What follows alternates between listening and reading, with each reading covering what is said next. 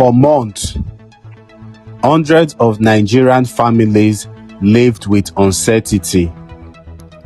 Every sunrise brought one question: will our loved one ever come home? Today, many of those families finally received an answer. President Bola Ahmed Tinubu has welcomed the rescue of 308 Nigerians abducted in attacks in Kwara and Niger States, calling it the largest single-day rescue operation yet. The Presidency announced that 308 abducted Nigerians have been rescued in a coordinated security operation involving victims of Kwara and Niger States. President Bola Ahmed Tinubu described it as the largest same-day rescue operation ever carried out by a joint security team in Nigeria. For the rescued families, today is about relief. For the rest of the country, it raises another question.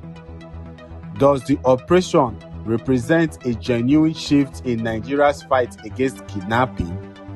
Or is it just one successful operation in a crisis that continues to affect communities across the country? I am Samuel O. This is Beyond the Headlines. According to the Presidency, Nigerian security forces rescued 308 people who had been abducted in separate attacks. Among them were 163 people kidnapped from Woro community in Kiama, Kwara State, and 145 others, most of whom had been abducted in neighboring Niger State. Officials say the victims were recovered from a forest during what they described as an intelligence-led operation. Following the rescue, the survivors were taken for medical evaluation and treatment. At this stage, authorities have not released operational details explaining exactly how the rescue unfolded. Okay, Commissioner, were they released or rescued? Which of the two? We are waiting for that details from the military. Okay. Yes. And do you know how many were released? All our kidnapped victims. Okay, all. Yes. It's all right. So once we have more details, we will furnish the public with every detail that is necessary. To understand today's announcement, we need to go back several months. In February 2026, armed attackers raided Woro community in Kayama local government area of Kwara State. Inda aka kama su da kuma yanayin yawan nasu a bakin su. Ya ana aka kama ku? Wace karamar hukuma? Wace jiha ce? Kwara State. Kefa, a ina aka kama ku? Wace karamar hukuma? Local government. Wace jiha? Kwara State. Nawa ne adadin naku? 176. Kefa ma mai jan riga. A ina ka kamo ku? Waro. Wace karamar hukuma ne? Local government Kayama. A wace jiha ne? Kwara State. To kun dai ji adadin naku fa? 176. To kun ji dai gashi gwamnatin naku ta kafurci da ta karya ga tana taya mutane karya ku ba ku wuce 30 ba ko 20 da wani abu. So this is where Nigeria have gotten to. Many residents fled, others were killed, and dozens of villagers, including women and children, were abducted. As weeks turned into months, families waited. Security agencies continued search operations. Public information remained limited. Meanwhile, kidnapping continues to affect communities across northern Nigeria, with criminal gangs targeting villages highways, and schools for ransom.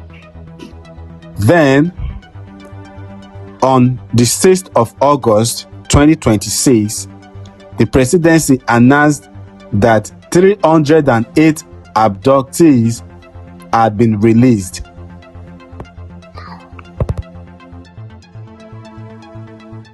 Today's rescue matters for one simple reason. 308 Nigerians who were once in captivity are now free. For their families, that changes everything. But a rescue operation also raises a broader public policy question. Can successful rescue missions become successful prevention strategies? Because rescuing victims is only one part of solving Nigeria's kidnapping crisis.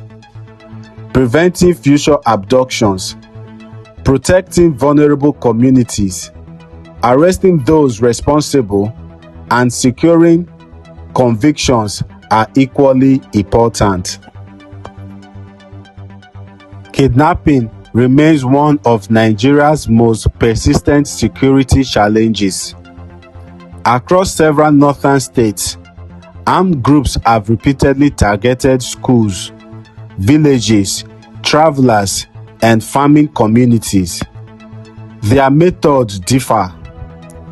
Their motivations vary, but the consequences are often the same. Lives disrupted, communities displaced, families traumatized.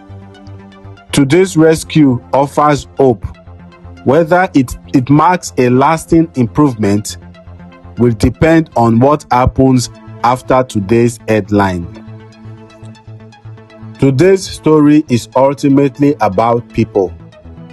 308 Nigerians who now have another chance to return home. That deserves recognition. But beyond the headlines, the bigger test is still ahead. Can Nigeria transform successful rescue operations into lasting security? The answer won't be found in today's announcement alone. It will be measured by what happens tomorrow, next month, and next year. We will continue to ask hard questions, follow the evidence, and report the facts. This has been the Civic Report News. We ask the hard questions, follow the evidence, and report the facts.